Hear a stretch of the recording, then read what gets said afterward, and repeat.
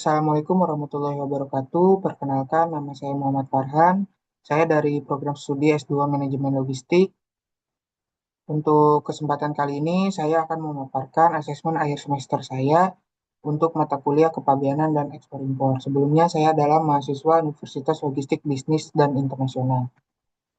Di sini diberikan dua soal atau dua topik. Nah, untuk topik pertama yaitu instrumen kepabeanan dan FTA. Di sini analisis tiga instrumen dasar kepabeanan atau the three basic of custom laws serta hubungannya dengan free trade agreement atau FTA. Di sini tiga instrumen dasar kepabeanan. Yang pertama tarif kepabeanan, custom tarif, ketentuan mengenai besarnya persentase atau nilai bea masuk maupun bea keluar yang dikenakan atas barang impor atau ekspor berdasarkan regulasi pemerintah. Yang kedua, klasifikasi barang, KS Code atau classification, yaitu sistem standarisasi pengelompokan komoditas internasional untuk menentukan tarif bea, aturan pembatasan atau lartas, serta fasilitas perdagangan. Kemudian yang terakhir yaitu nilai pabean, custom valuation, nilai moneter barang, impor yang menjadi dasar perhitungan bea masuk yang umumnya dihitung berdasarkan nilai transaksi. Keterkaitan kepabeanan dan FTA. Yang pertama, fasilitas tarif preferensi. FTA memangkas tarif bea masuk bagi barang yang memenuhi syarat lintas negara anggota.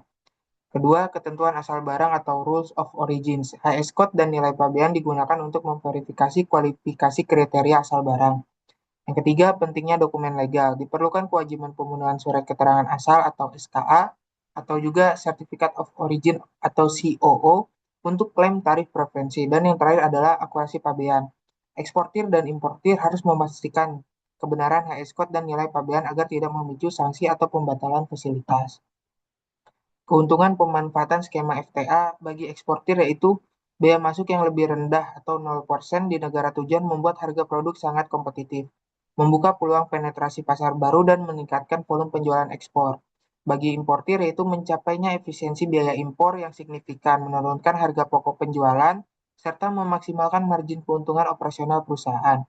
Bagi negara, meningkatkan volume perdagangan luar negeri, mendorong arus investasi asing, memperkuat daya saing industri nasional, serta memacu pertumbuhan ekonomi.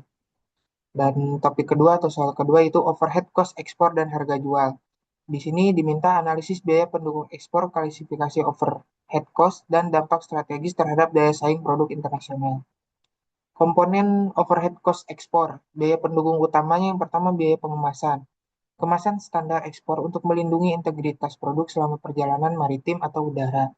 Yang kedua, administrasi dokumen. Pengurusan dokumen wajib seperti PEB, invoice, packing list, dan BC.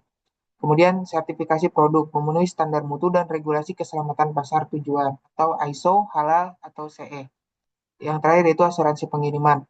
Proteksi finansial terhadap risiko kerugian barang, bahaya laut, dan kerusakan logistik.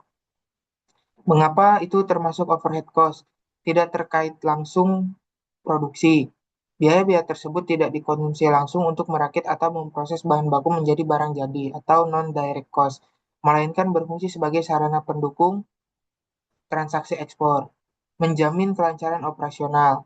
Tanpa biaya kemasan ekspor, sertifikasi dan legalitas kepabeanan barang tidak akan diperbolehkan keluar dari pelabuhan muat atau ditolak di negara tujuan, meskipun barang diproduksi secara sempurna. Dampak kenaikan overcost yaitu total biaya ekspor bisa meningkat 25%, harga jual ekspor penyesuaiannya naik 20%, daya saing pasar menurun minus 35%, permintaan pembeli atau demand berpotensi turun minus 30%. Lonjakan overhead cost memaksa penyesuaian harga jual ekspor yang berisiko mengkikis daya saing produk di hadapan kompetitor global. Nah, strategi pengelolaan overhead cost yaitu efisiensi operasional, yaitu mengoptimalkan proses konsolidasi muatan dan pemilihan kemasan yang presisi tanpa mengurangi standar keamanan. Kemudian kemitraan logistik melakukan negosiasi kontrak jangka panjang dengan freight forwarder dan perusahaan asuransi untuk mendapatkan tarif kompetitif. Kemudian standarisasi dokumen, menerapkan digitalisasi dokumen ekspor guna meminimalisir kesalahan administrasi dan demurrage cost. Keseimbangan mutu dan harga, menjaga kepatuhan aturan ekspor tanpa membebani kalkulasi harga pokok penjualan. Ringkasan matriks ekspor impor itu ada 4 kolom yaitu elemen, kategori, fungsi utama, dampak strategis bisnis. Untuk instrumen pabean, kategorinya tarif, HS code, nilai pabean. Fungsi utamanya penetapan pajak impor dan aturan komoditas. Dampak strategi bisnisnya itu menentukan kelayakan kepabeanan dan legalitas.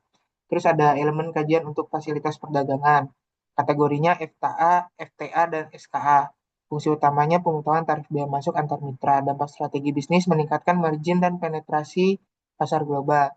Ada biaya pendukung yang dimana kategorinya overhead cost ekspor. Fungsi utamanya proteksi, legalitas, dan sertifikasi barang. Dampak strategi bisnisnya itu memengaruhi HPP dan penetapan harga jual. Yang terakhir untuk elemen kinerja ekspor. Kategorinya itu pengelolaan biaya efisien, fungsi utamanya pengendalian pengeluaran pendukung ekspor. Dampak strategi bisnisnya mempertahankan daya saing produk internasional.